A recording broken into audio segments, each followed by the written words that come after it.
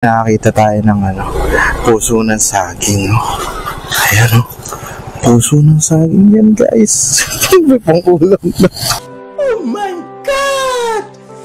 Wow! Grabe, oh. Ang ganda ng daan dito sa, Indang Alfonso Road. Sigsag-sigsag, no? Oh, naka-banking pa si sir.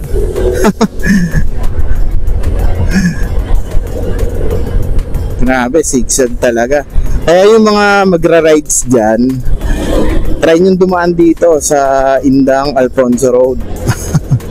Kung mahilag mag banking.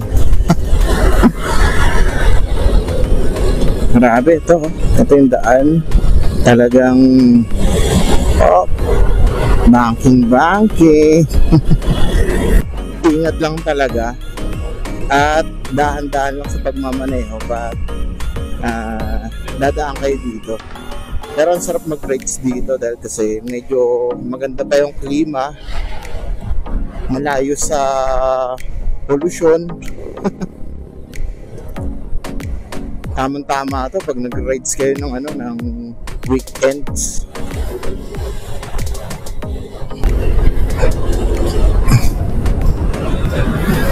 Pumapatak na naman ang ulan.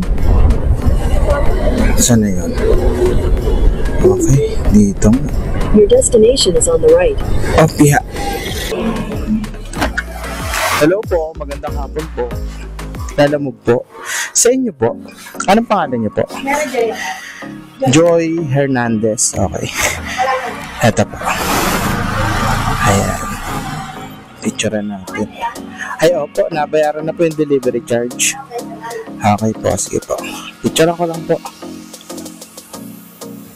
Sige po, thank you. Okay na guys, yung first booking natin complete na. Antay-antay tayo dito ng booking. Bali, time check 1 o 2. Tingnan natin kung mabilis ba tayo o matagal makakuha ng booking dito. Hanap lang tayo ng tambayan. Puso ng saging yan, guys. May pang-ulam na. Tiyan natin. Tangin na. Puso ng saging. Takin mo nyo, naglalalamove ka, tapos nakakita ka ng puso ng saging. Tipong ang tagal-tagal mo mag-antay dito sa drop-off. Sobrang tumal ng booking dito sa Indang Alfonso Road.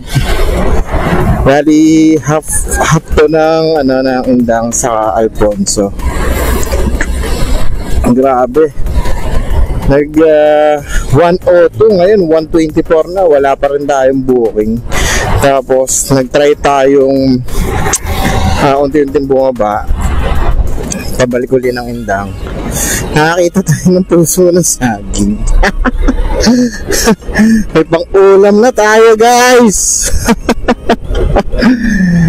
Tingnan natin, tapos pagbukas pala bulok yung loob, no? Ayan, no? Puso ng saging. Tambay muna tayo dito.